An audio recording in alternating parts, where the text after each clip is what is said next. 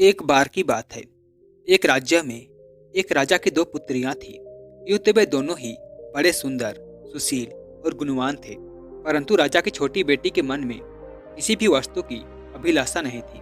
वो तो बस प्रभु का ध्यान करते हुए वर्तमान को ही सोचती थी। उनका प्रभु पर अटल विश्वास था। जब राजा की दोनों बेटियां विवाह के योग्य स्थान पर थी, तो राजा ने उनके लिए योग्य वर की खोज आरंभ कर दी। लेकिन छोटी बेटी के मन में वैराग्य की झलक देखकर राजा सोच में पड़ गए।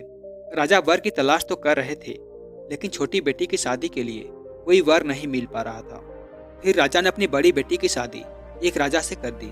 अब छोटी बेटी के आचरण और भावनाओं पर ध्यान दिया गया और उनका विवाह एक निर्धन सन्यासी के साथ हुआ, क्योंकि राजा ने विचार किया कि एक संत ही मेरी बेटी की भावनाओं को समझेगा और उसका आदर करेगा। शादी के बाद राजकुमारी खुशी खुशी उस संत की कुटिया में रहने लगी। यूं ही दिन बीतने लगे। एक दिन राजकुमारी अपनी कुटिया की सफाई कर रही थी। उसी समय उसे एक मटके में दो सूखी रोटी दिखाई दी। राजकुमारी ने उन्हें देखकर अपने पति से पूछा, ये रोटियां क्यों रखी है? तो संत ने कहा, अगर किसी दिन हमें भिक्षा न मिले तो हम दोनों इसी से गुजारा कर लेंगे, इसीलिए मैंने इन रोटियों को रख दिया था।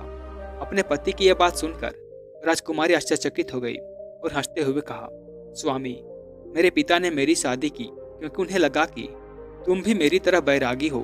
ऐसा अनोखा होता है कि आप प्रभु की भक्ति करते हैं और आप प्रभु पर विश्वास नहीं करते, क्योंकि अगर आप अस्वस्थ हैं तो कल की चिंता मत करो। जो व्यक्ति कल की चिंता करता है वो अपने प्रभु का हो ही नहीं सकता, न ही वो इस दुनिया से विमुख हो सकता है। सच्चा भक्त वही है जो कल की चिंता के बिना भगवान के हर निर्णय को बिना सोचे मान ले, जिससे कल या आने वाले कल की चिंता न हो। वो भगवान पर पूरा भरोसा करता है।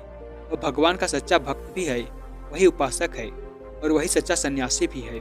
आने वाले दिन या समय की चिंता तो जानवर भी नहीं करते, तो फिर हम तो इंसान हैं। अगर भगवान चाहेगा तो हमें हर दिन उनका प्रसाद अवश्य मिलेगा, और अगर नहीं मिला तो एक दिन भूखा रह लेंगे।